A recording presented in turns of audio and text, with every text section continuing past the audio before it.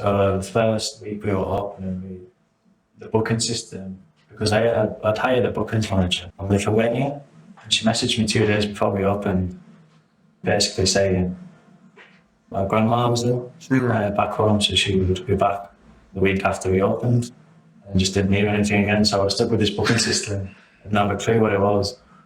And we double booked all the first weekend, so every single table was double booked. So it was the day before we opened, we were ringing about trying to tell 300-400 people they couldn't come the next day.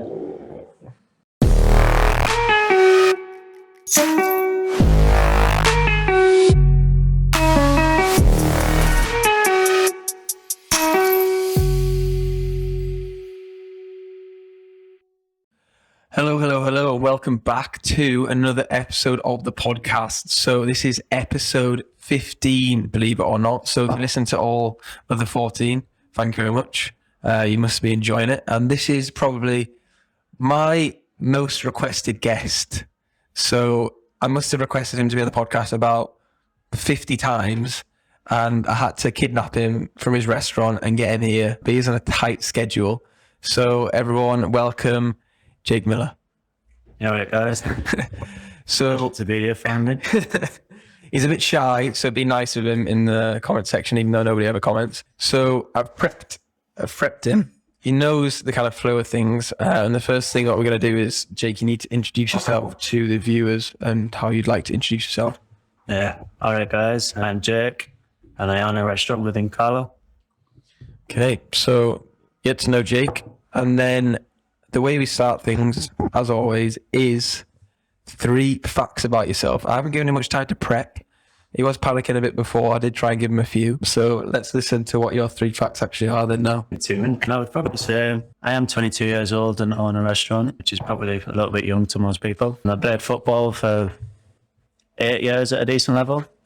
And I'm probably one of the most injury-prone guys probably in Carlo. Was that 2 or 3? 3. Okay. So what was the first one then? About the restaurant. So the restaurant. So we'll talk about the restaurant, I think, later on in the podcast, because that's really the main thing that we want to talk about. The second one was you're 22 years old. Was that like that? Oh, what's the second one? No, it was played football. Played football at a decent level, right? So played football at a decent level. So talk to people about that then. So how did you get into football, and how did you get to playing at a decent level, and what is a decent level to people who may not know anything about football? Well, to be honest, I was just growing up, I was just footy mad. Like from primary school all the way through, I'd always have a ball at my feet and be watching it or listening to it. There wasn't really an hour where I didn't go. Like I just lived and breathed football, and then I just ended up progressing into playing for Carlisle. Won all the trophies with all my schoolmates, and then finally took the plunge at around 12-year-old, which I was reluctant to do. I didn't want to actually go because I was obviously loving it, playing with my mates. We were winning everything. We won like 65 games on the bounce without getting beat. So I was very reluctant to go. But then as soon as I went to training, just the standard was just for me. Just fitting straight away. And I was actually pushing myself again, whereas it was starting to get a little bit too easy in the local leagues. And then I got all the way up with Carlisle to 16, and then I broke my leg. And then done my cruciate ligament 2 games after coming back after breaking my leg. So I went through 12 weeks of rehab with a broken leg. Came back for 2 games. And then done my cruciate ligament. And then went through my scholarship. Even though I did have a broken ACL, I got a 2-year scholarship. And then I was just injury after injury after injury. Never really got a flow of things in the scholarship. But it's the best time of your life. 2 years, you're surrounded by 15, 16 lads every day. You're in 3-4 hours a day. Life's just easy, man. There's not a worry in the world. Because fun fact for everyone is that he used to play football. My brother back in the day, didn't you, for years? Yeah. And my brother went to Carlisle when he was like 9, just for a year. But he quit because they put him in defence or whatever. And I was at Carlisle for like, I think 6 years. And they put me in defence and I fucking hated it. And then that's the one thing I missed out on. Is you think you did it right. You did the younger years, didn't you? Winning all the trophies and stuff. Doing all the tournaments, all that kind of stuff. It's the best weekend. They still are. Like, it's still the best memories with football. Tournaments away with all your fouls. You can't forget them. Nah, and because I say the first year I came back from Carlisle, I think I was like 14, 15, and we won like the Northback tournament. I always remember that. But say like when I was playing for Carlisle, I hardly remember any of the games I was playing. It's just like the same old Sunday. Always Yeah, just like on your PSPs and that, and then you're just like, oh, fucking hell. But yeah, that's quite cool. And then the third one, my voice is broke there. the Probably the most injury-prone person in the car. So tell us what your injury. Dislocated my thumb on a bounty vessel. 10-year-old's birthday party, so that kind of sums it up. Right, so they're the 3 facts. And then let's go back to, I know it's not too long ago, but back to what you were like growing up, maybe at school, whatever, first memory and that kind of thing. I know you said about you football mad, but what were you like, say, at primary school? To be honest, I always had a lot of mates in school, but I wasn't one of the people who tried to look for attention to get mates. You know what I mean? Like, I was never a bad lad. I always did my work and I just got on with things. But I was always like in the top group at school, and we always had like a good group of us. And then we then took on to secondary school. But then obviously, because football helps a lot, you don't know everybody within the city. So then when you all go to the same school in secondary school, we already basically know them. So you was just like slot right in with everyone. So what were your like your hobbies throughout school? Was it just football, or did you have any other interests outside of that? Yeah, it's just anything sport related. We used to do all sorts, like cross country and stuff, and I couldn't think of anything else where it's not doing cross country. But yeah, it was just all sport related, really.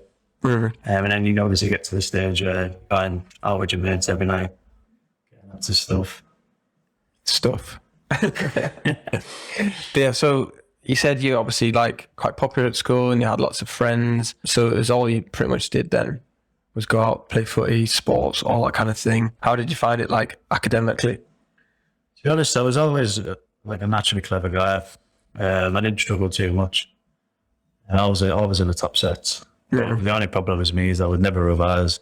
Yeah. You'd always be out playing football, which I did do too bad in that, like in my exams and stuff. But I think if I'd have revised, I'd have got top marks that I could. The thing that a lot of people would potentially say that, I think, anyway, people that I speak to, is they always like regret not doing better at school. But at the time, you're like, oh, I can't. To be honest with you, though, now I think it was just a big waste of time.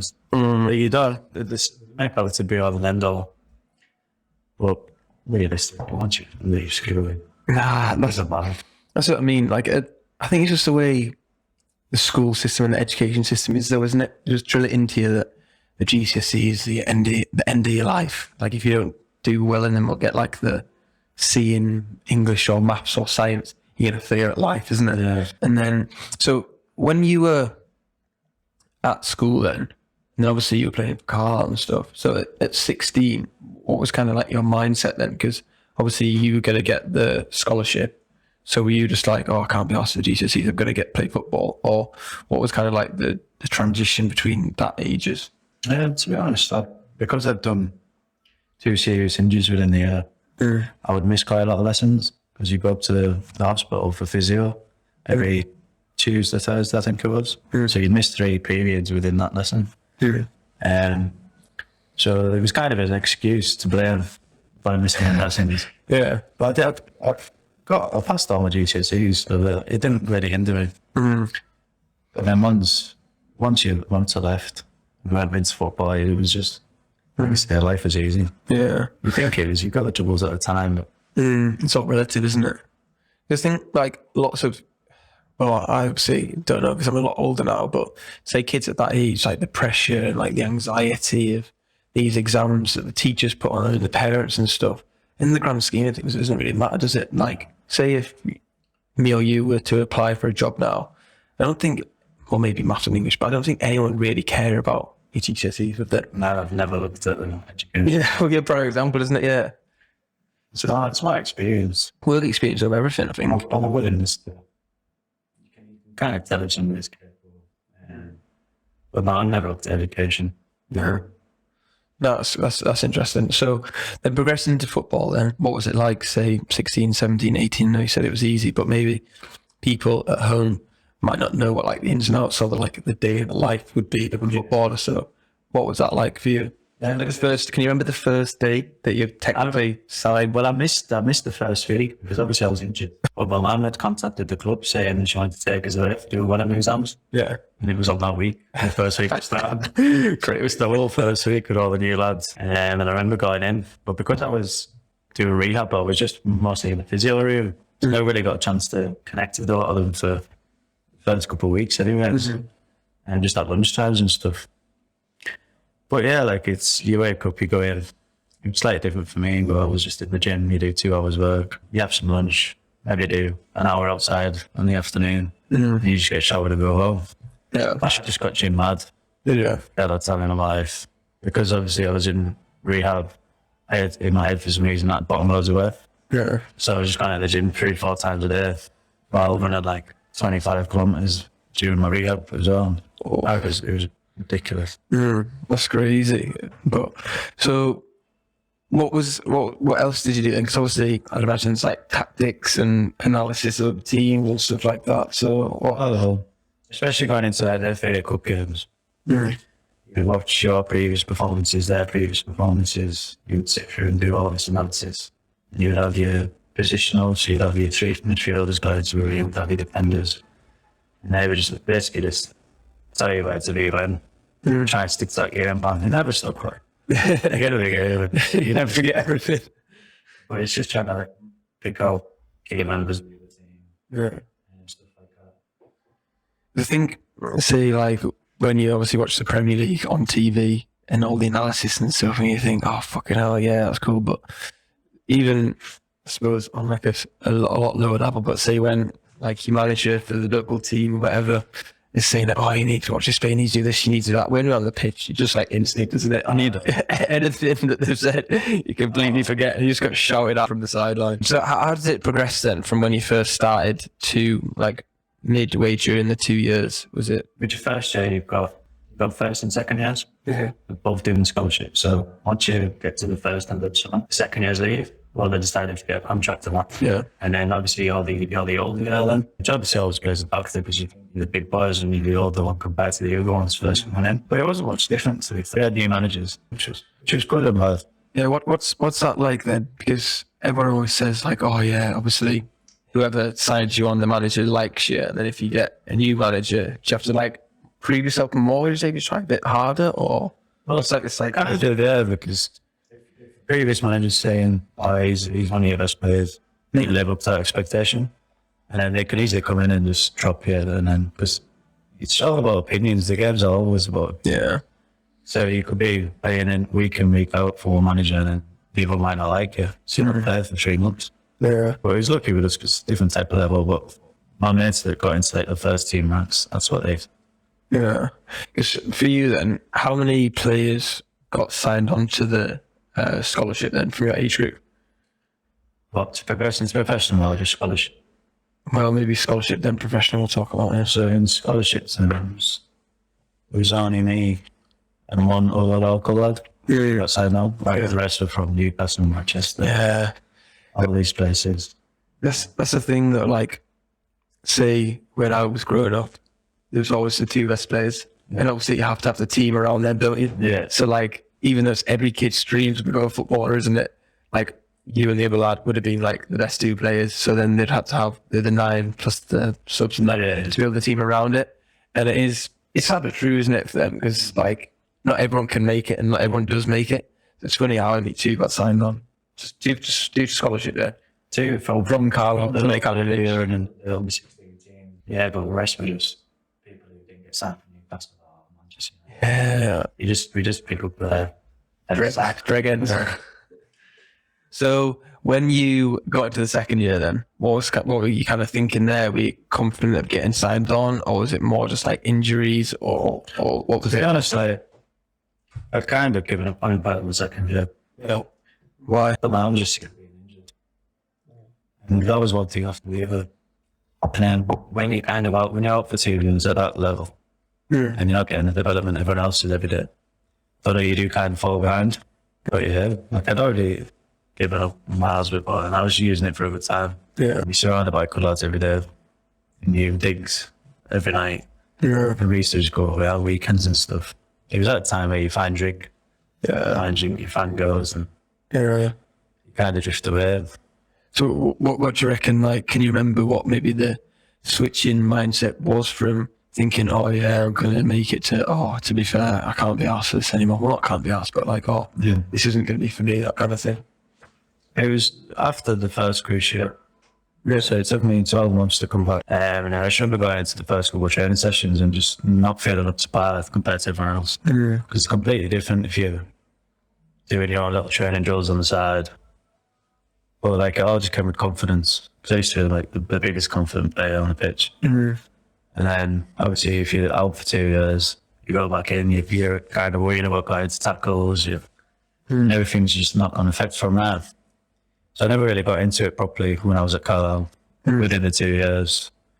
I had good spells and bad spells, but yeah, I never really got the flow going again. That was just like mentally tough, like you was just saying previously. It's all opinion space, isn't it? Like, oh yeah, to be fair, he's doing well this week, or he's not doing well this week, and maybe not looking too much into it and that kind of thing. But yeah, it must be mentally tough though. It must have been mentally tough for you, like 17, 18, thinking, oh, fuck it, I just came back from an injury and not really feeling this. Then it was just more of an ego thing.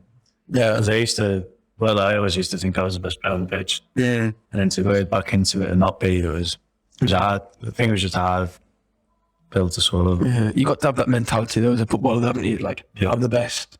Otherwise, say like, when these players, I'm just going back to the Premier League, but say if they go from whatever team, maybe like example Jack Grealish, right? He's obviously the best player. Aston Villa thinks he's the best player.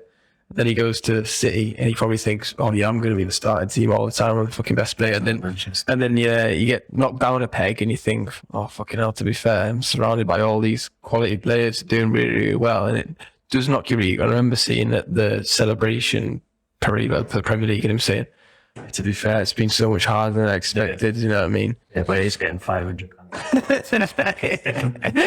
Yeah, that was just an example. But so yeah, so what was the ending like then at Carlisle? How did it go? Was it more like, were you like, oh, I'm gonna sack this off, or did they say, oh, we're not carrying you on, or was it just kind of like? Well, the last couple of weeks of the shoes there was just let's have some good times with the boys because you develop like it's just like brothers and you with each other every single 10 hours a day, every day. Yeah. So we were just using it as we were going to different places in the UK and just staying at different people's houses, having barbecues, getting to know people's families and stuff. Yeah. But I already knew 3-4 months before the end that I wasn't going to get kept on anyways. Yeah. So what were you thinking then in the final few months? Were you thinking, oh fuck, I've got to get a job, or this is what I want to do with my life? Or did you not really thought that? Were you just like literally chilling? I was just living in the present. Yeah. I was just enjoying it. Like, I mean, like you're them 2 years. I know it's obviously ideal with the injuries, but you need to make the most of it. No, because hardly anyone would get scholarship, would they really? So I think that's cool. So what was it like ending then? It was more like just, you say you're going to keep in touch with people, but it's hard when everyone goes a separate ways. Yeah. Then it was more just, Say when I got released when I was 14 and 15, I cried. The other way home, I was devastated because it was like a dream and that. So as you're a bit older, like 18, what was like the feeling like then for you when you didn't get kept on? I could say I already knew. We eventually checked out. We got told the day after the Players Awards evening, so we were all the first team, all the stuff. So we were all absolutely steaming. So we all woke up this morning, couldn't even guys going down to the thing to say if you've got one or not. Yeah. And we all just stayed in digs like one last time. And yes, we were all rough. I just ran out of it, I think. Yeah. So then after that then, what happened in your life when you obviously didn't get kept on? You just like, I suppose, unemployed technically? Yeah. And then just like, oh fucking hell. All I've known is football for 8 or so years. What am I going to do now? Well, there was a couple of us that pursued, we wanted to go abroad with it. It was all over me not being English. First team level. At the time, like living abroad and still playing would have been a perfect lifestyle. I mean, we all did get offers, some more than others. I got a couple over in America, Sweden, Norway, Australia. There was all these different offers. But I don't know, I think I was just kind of, I didn't have my head screwed on at that point. I couldn't really get into my head, like the change in life, like, because it was all I ever knew. So it took us a while to adjust to that. And like, I wasn't a labourer. Yeah. I mean, I wasn't. And I just bounced from a couple of jobs to each other. because I was bored. Yeah. I couldn't deal with being bored just for the money.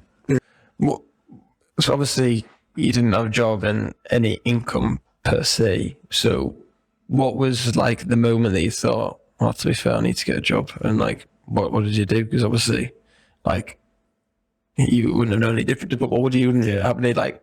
You didn't have any part-time jobs, did you, growing up or anything? That's what I mean. So, I had one. I did it before when I was at school. yeah. But yeah, I was Where did you start? Yeah, I was using pursuing football as an excuse. I'm not going to do it. it's a good For all these academic stuff. I was just kind of living off my parents, which is awful. You're lucky you could do it though. Yeah, no, definitely. Yeah, and then they just got to the point where I was like, right, I'm just being a bum now. I'm just getting on with it. But I knew a lot of people, like I said, so it was easy to get a job. I just used to find it difficult to stick on.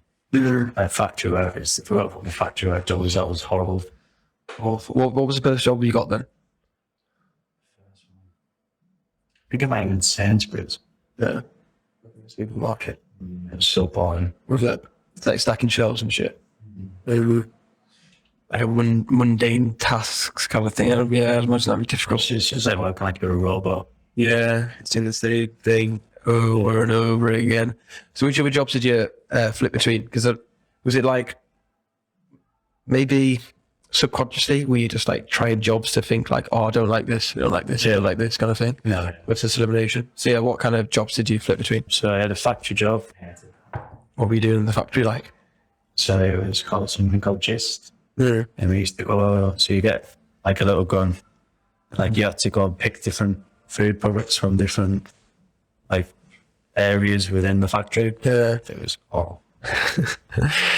And it was like 6 till 2, or your own back shift 2 till 10. Oh, yeah. So like you'd go 4 days there and then you come on to like a 6-10, you'd never get to like a routine. Yeah. Routine's everything.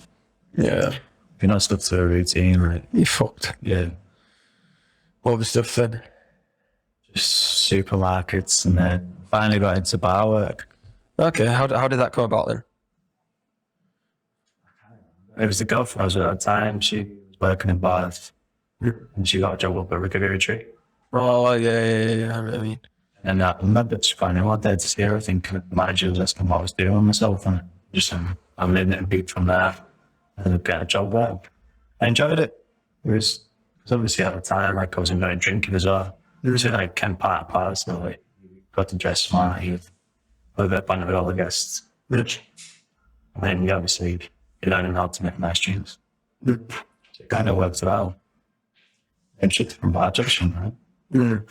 so what was it you liked then about bar? Was it just like the atmosphere of being surrounded by alcohol and stuff, or was there any other aspect that you liked? Was it like maybe the creativity of the cocktails? Yeah, so it was, because obviously it's all different. It's all creativity, but in different aspects. So like you create a goal, but you create a cocktail. Yeah. And it was more like the reactions you got off people. I like getting a reaction off somebody. And so if you make a nice drink or you give somebody a good service, it's a reaction you get from them. So like you're always getting something for what you're doing, whereas if you were stuck in shelves, like you're not getting anything from it, except for a paycheck. Money was never too much, like I didn't really enjoy that much to do it. Yeah. So it was more the creative side, I would definitely say. Yeah. So you flitted between a few bar jobs then. Which ones would you say you enjoyed the most, and what like kind of aspects of those workplaces did you like, would you say? There was 2 that stick to mind. So there was Victory, obviously. That was because it was kind of higher end. Yeah. So you had to go in black shirt, black pants, nice apron. You're always like dressing to impress, and you're always trying to impress somebody. And because it was like a nice clientele, you got like speaking to like interesting people. I like listening to people. I like knowing stories and like networking. You would always network with really rich people. Yeah. Which is a bonus to anything. Then there was Magnolia's on Devonshire Street. And that was more of like, it was more fast paced, but it was like a younger crowd, it's people that were in it. It was like nice and chilled, like a nice vibe, which is good. So then, obviously, working in bars and stuff, you ended up opening your own restaurant/bar, didn't you? Yeah. At the very start of lockdown, wasn't it? I would say it was May, so May last year. So it was the second lockdown. Second lockdown, yeah. We opened when we had to eat outside. Yeah. So we opened the day, came back inside. Okay. So how did that come about then? Because obviously, like, you're typically younger than people would perceive to be like a restaurant/bar owner. So how did that even come about? How was that question even asked, or that, I don't know, motivation to do that? Yeah, well, so during lockdown, I obviously wasn't working in the bars and stuff. I got a delivery driving job where I was like a delivery driver helper, just with one of my pals. We had a lot of time on my hands. Where I was just researching every stream of income ever. I was just trying everything. Because I was getting paid to sit there on my phone, I would just do everything that I possibly could to make the money. Yeah. So obviously, crypto was booming at the time. You know, Yeah. all these Shopifys, there's drop shipping. And then I ended up making a lot of money in a very short amount of time. And then my ex-boss just messaged me one day saying, "Oh, we're closing down the Dutch Uncle, you should buy it." And then it just came from there. I just ended up doing it because I had a large amount of cash at the time. And I enjoyed the work. Why do you think he messaged you then? Out of everyone, do you reckon he just messaged you, or do you reckon he messaged a few people? Have you asked him that? Well, I thought about it how much. So you were 21 at the time, were you? When he messaged you? Yeah. So at 21, what was the thought process when he said that? I was looking for something that was like kind of an asset anyways. Yeah.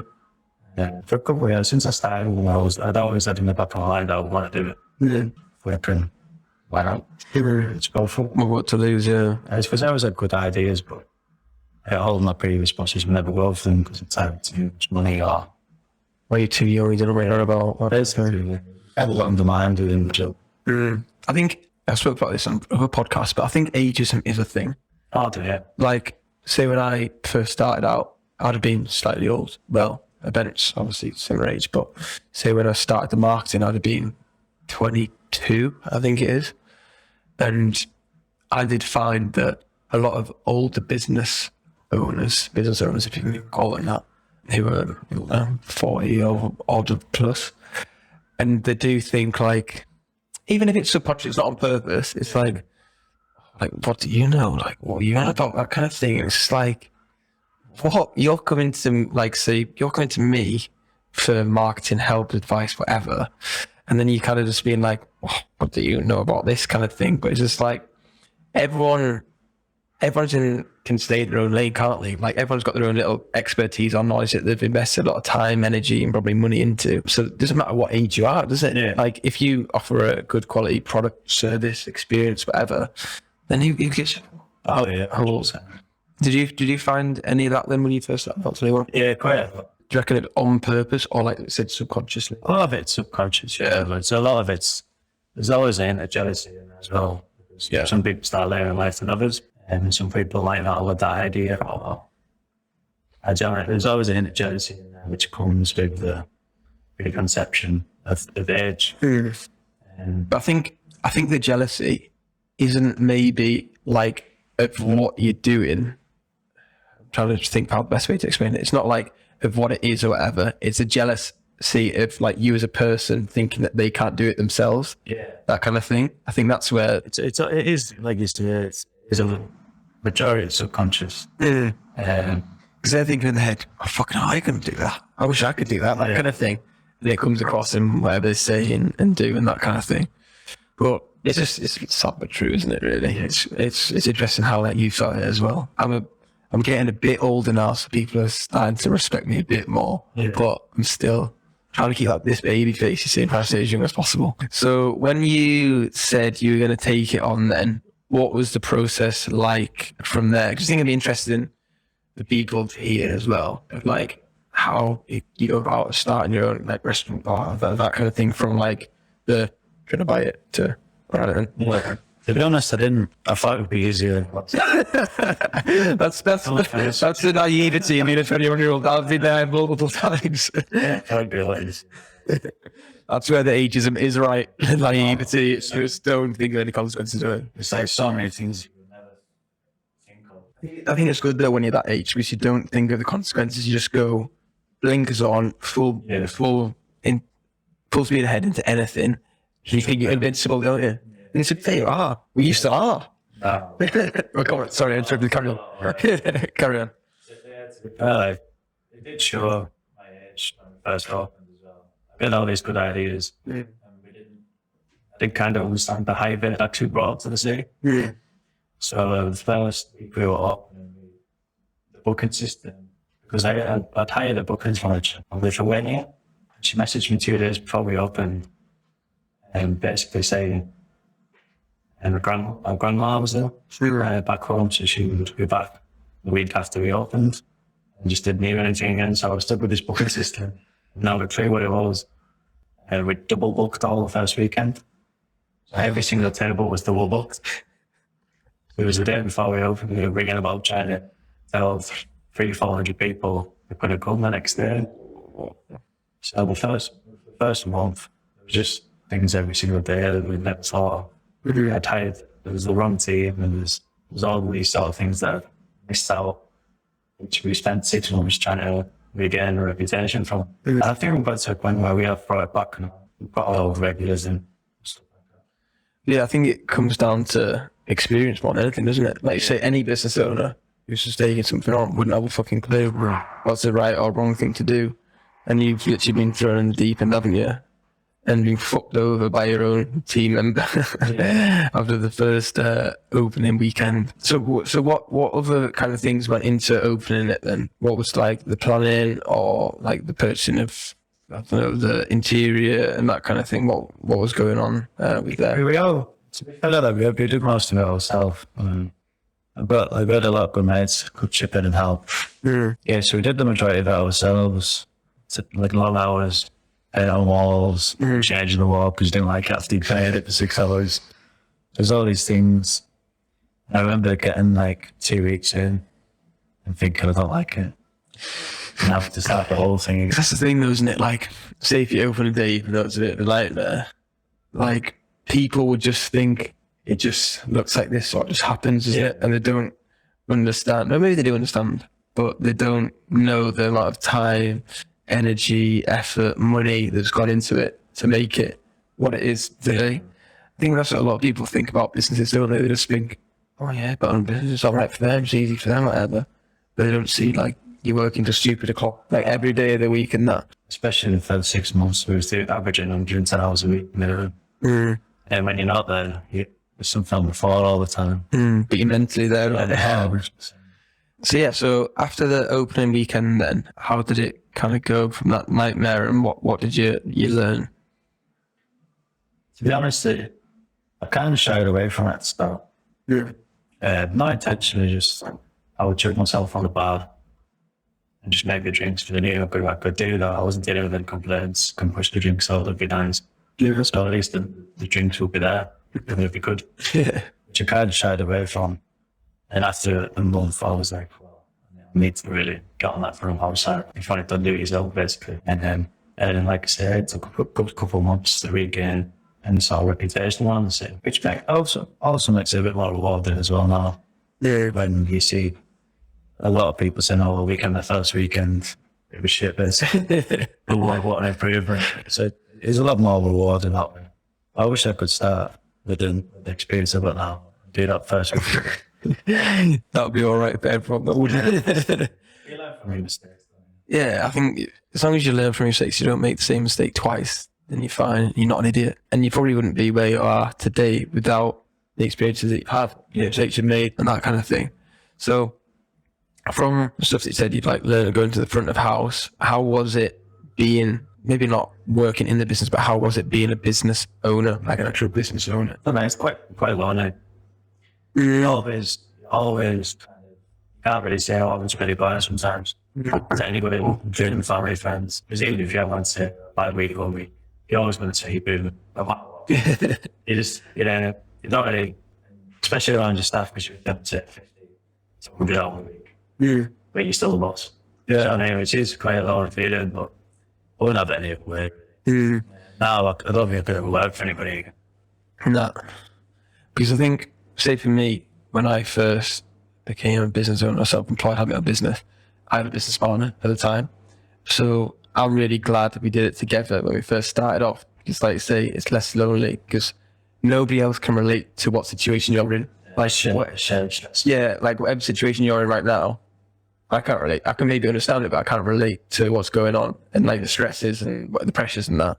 Whereas say when we were together, we were both in it together, so we could like share the responsibility, or we knew what stresses we were going through, or like the money troubles that we had and that kind of thing. So we could be like, even like near this, he still has, but his girlfriend and stuff, like she still wouldn't get it. She's not in it. So that's one thing that I'm glad when I was say 22 to 24 that I had that. Yeah. And then say when we did go our separate ways, that I'd learn all the stuff and have them experiences so I can make better decisions on my own. The thing, yeah, I think we are better off on our own anyway because we just kind of people. But starting off, like say for you, like credit to you doing it on your own, like you say, at such a young age, because like you say, it is a very, very lonely road, and I don't think people think that, even though people may think that. I don't think they do in their life.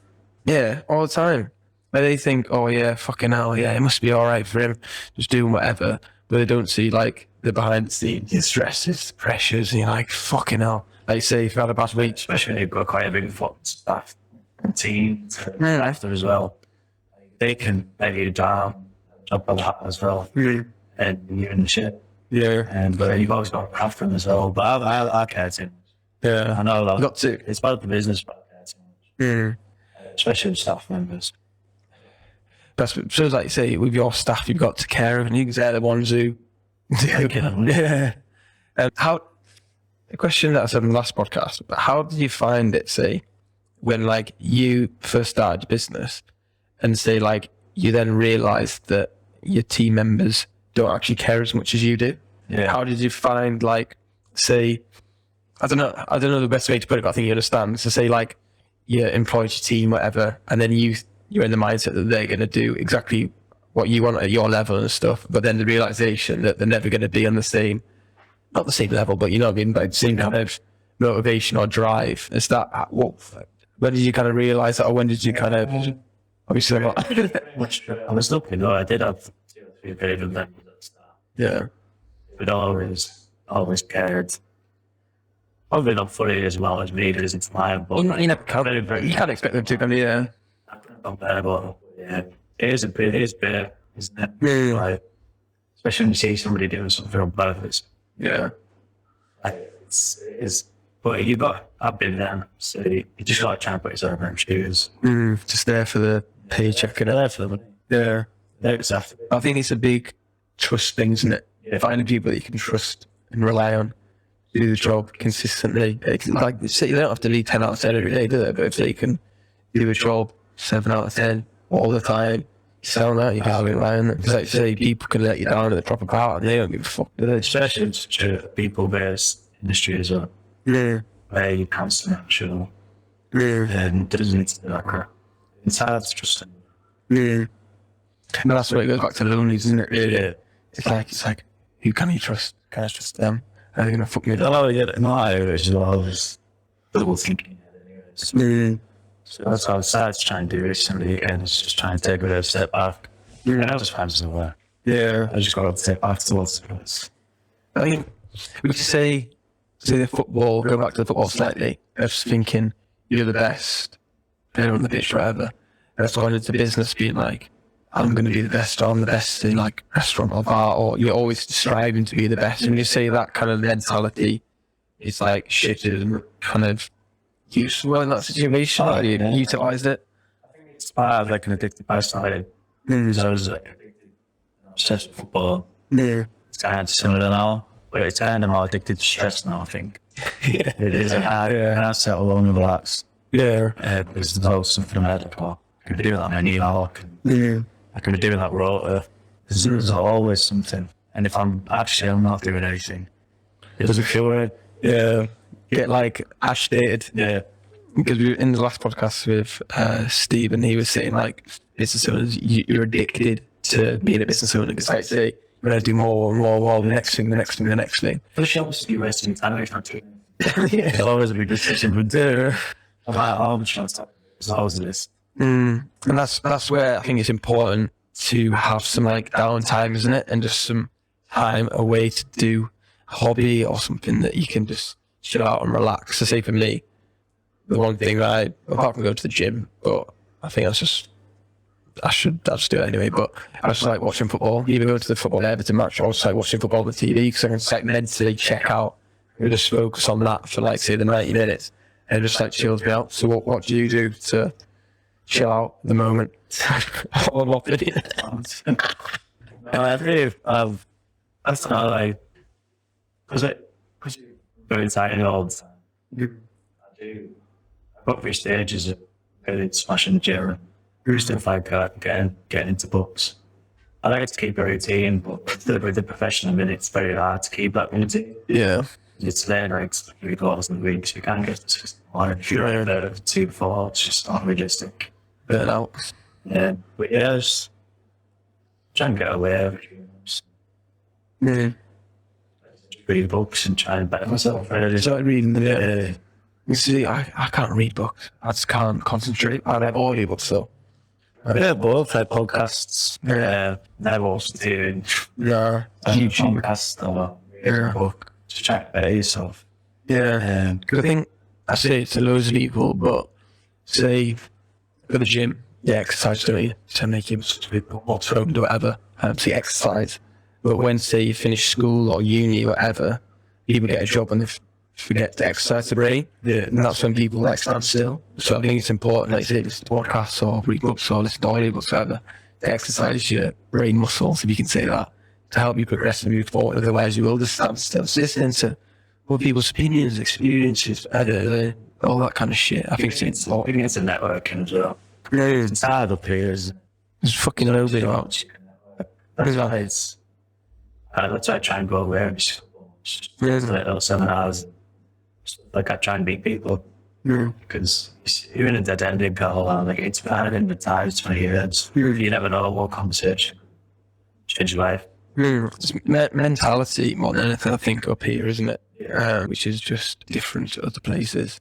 So say like Cardiff and stuff like that, it's out there more like this minded or cool oriented or driven and that, whereas up here it makes it just like have a laugh. So love them to pieces, but it's just like different kind of mates and that. And I think, especially younger people up here, it's just like, I'll get a job and then that's me set for life kind of thing, which is just fine for some people, but not for me really. But that's why you can move to Arbia.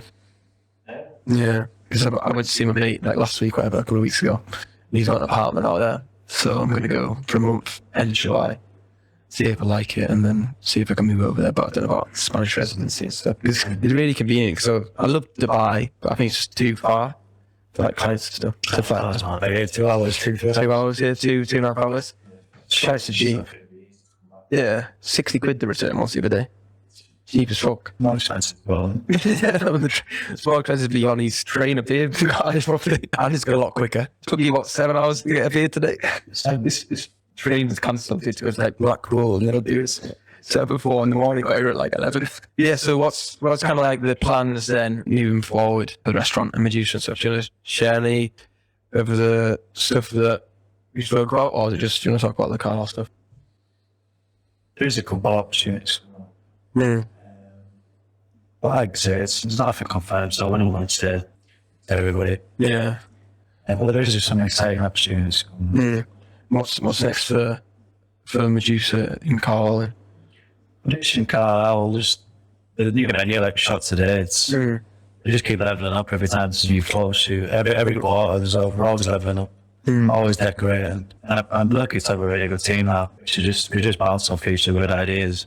We're very creative. I don't think there's many places within the city that I just come up with this many ideas so quickly. No, Keep on top of the trends. I agree, yeah. You change menu every couple of months, so Yeah, every 3 months. definitely every 2 months, like every shoot we do every 2 months a new menu. Yeah, every 2 months. But so with that then, what's kind of like one thing you always say you go away to different restaurants and stuff, what's like the kind of inspiration or like to describe to people at home, how do you describe the experience at Medusa? I would say it's, if anybody likes going away to different cities, it's kind of bringing some of the more down south places up to Carlisle because we are very stuck in the times. We try to make like an innovative experience for everybody. I mean, it is an experience, it's not just going to have food. You can have food anywhere, you can have a nice server. But it's kind of putting things in that you want to see before. Oh, not in Carlisle, anyway, it's Cumbria. And we're always trying new things. It's just a good vibe, really. All my staff are nice. Really pleasant people. You have to say that. All very pleasant. Yeah, and now they are legends. To be fair, you got a good team. Like, it has changed a lot, hasn't it, over the last few months? You seem to have a good, solid base now, especially in the kitchen. You've got a really solid team in the kitchen, haven't you? But there's always some Yeah. something. So, for anyone who's watching at home, then what would you say? Maybe like a bit of inspiration of if someone's like thinking of taking the leap of setting up their own business, or maybe their own restaurant or bar, and then what would you kind of say to them if they were ever considering it? I would just say go for it. And the thing that I always think about it every day, really, that gets me up is if you fail, well, how old will I be? 24, 25. Sure. And then you still got 50 years of your life. So just go for it. If it works, it won't, because if it doesn't, it doesn't. There's something else you can do after that. Yeah. Especially if I use down to the responsibility. Go to do the travelling, go and see the world. There's more to life than what you're stuck in. Yeah, I think a lot of people these days run into like go to school or go to uni and then get a job and then get a house and then get a partner and then get married and then have a kid and that kind of thing, like really, really quick and fast. Whereas, like you say, if you've got no ties, responsibilities, why not like get this in that? And I think as well, one reason why I don't want a girlfriend, apart from nobody wants me, but apart from like say, if you're with someone, right, and then if you're making a decision for the business, you might actually take their feelings into consideration or like your joint things. So I feel like my decisions would be maybe jaded slightly in that sense. So I think, like going back to the lonely, you're choosing to be lonely, aren't you? Yeah. Because you're focused on achieving your goals and you're very driven and motivated to do that and you don't let anybody stop you or hold you back. And I think if you have to find the right girl who's going to push you, I think, yeah. But I think it is very difficult. I think your criteria becomes a lot bigger. There's more boxes. And you don't really have the time. No. That's how I find it. Or energy. Yeah, basically. You can finally get afternoon off, you just sleep. Something like that. You just try and catch up. Because you're constantly down. Well, I find I am. Yeah. But you just because you're always on the go, you never feel it until you do actually stop. And that's the worst part, isn't it? Yeah. It's time to get back going again. So, right. I know we're kind of running over here, but I've enjoyed this. We've got you here. So everyone's favourite part is relationship advice questions. So we've got 3 people who have messaged in. So what we do is we give them an anonymous name and then I'll say the question and then we'll answer what your relationship advice is. So the first one is a boy. What are we calling him? Edward, right. So Edward has messaged, I don't know why he's messaging Edward, but Edward met a girl on a lad's holiday like 5 years ago. So this girl was in a relationship for like 3-4 years and never met up. And then she's recently said to meet up, but then she's pied it like last minute. What does he do? Does he keep on pursuing it or does he just like leave it to it and go pursue his options elsewhere? But he says he really, really likes her, even though he's never met her in like 5 years since he met her on that holiday.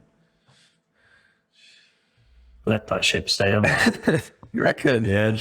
Even though, like, say he met her years ago and they've been in a relationship and it's now like, oh, she's single. I want to have her go on that kind of thing. It's just a natural instinct, isn't it? It's a new girl on the block. Newly single. Yeah, and if you've been watching somebody for a long as well. But it depends on the reason, really. Because if she's got a valid reason, she's not just pied it off and all say, then maybe pursue it again. But with her, that's next time. Yeah.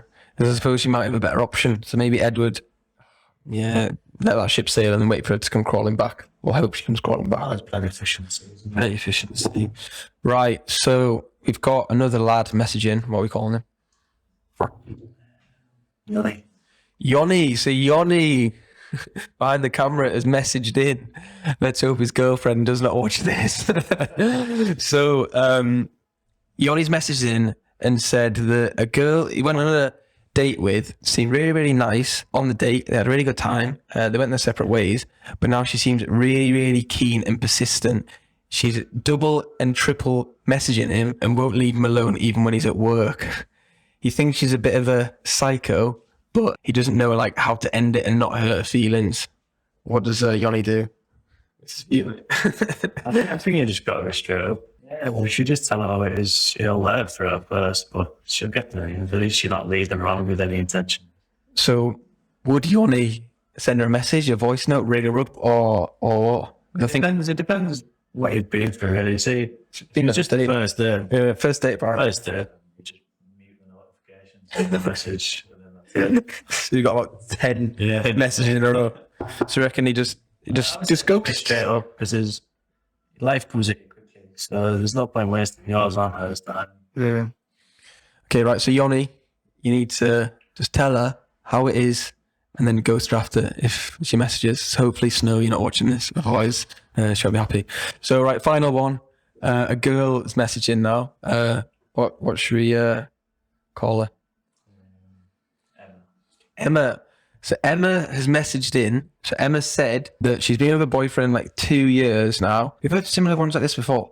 Emma's been with a boyfriend for 2 years, and now her boyfriend has got a job. He's in America. She's kind of given up her career, like a job aspirations, to be with him. He hasn't said what location, but obviously I'm assuming in England or the UK. And he's wanted to go to America now after she's not lived elsewhere.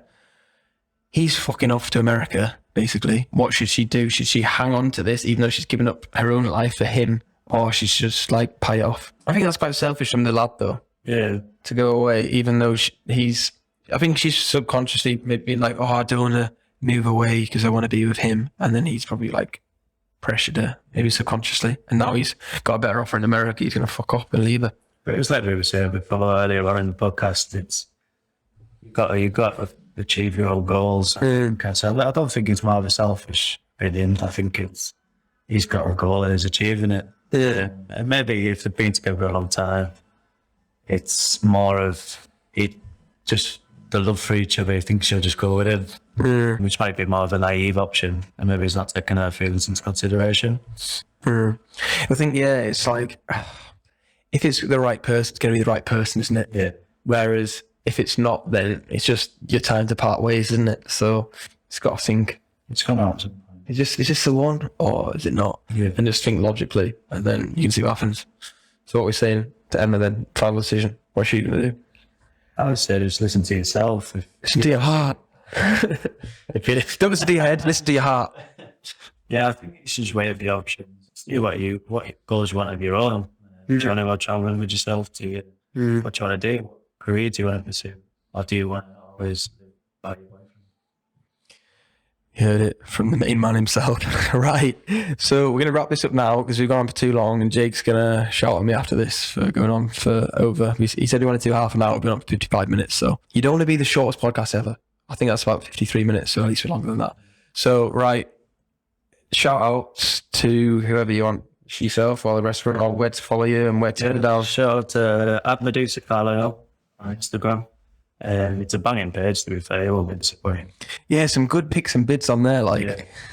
It's really good. Yeah. We're currently filming some TikTok videos, which are about to go viral with. when he said viral TikToks, I was like, put under pressure here. Well, that's so if you go and follow us on TikTok as well, so this is really good content. We spent 10 hours today trying to get the best out of you. Yeah, we've had fun with it. You can see the trade through the different photos and videos. And we just grubbed out for it. What kind of food is it, would you say now? Because obviously change, doesn't it? So we're going for just our modern cuisine, modern street food with a twist. We like to put a twist on everything. So you won't be disappointed. If you use code Adds rubble. Bit of free cocktail, she's gone down. So you'll be getting probably no one coming down. But yeah, right. So put that code in, and then I'll put it all over TikTok and stuff. So if anyone's from Carl watching my content, you get a free cocktail if you go down. But you have to buy some food. Or no, it's a free cocktail. Yeah, it'll come with. All right, yeah, sound. So you get a special offer if you come down. So yeah. Right, everyone, thank you very much for watching and listening. Thank you very much for coming on, Jake. I'll only have to see you again in about a year's time. But It's not as bad as I thought it was. just having a chat with me, and Yanni's just watching, so it's sound. Yeah, if you're watching on YouTube, comment your favourite part because nobody ever comments. Make sure you like the video, subscribe if you're enjoying the content. Trying to get to 1,000 subscribers on YouTube. I think we're about 750 now. And I've been going for 6 months, so let's get to the 1,000 mark. And I'll be very, very happy. If you're listening on Apple or Spotify, make sure to follow and leave me a 5-star review. And we'll see you next time. Bye, bye, bye, bye, bye, bye.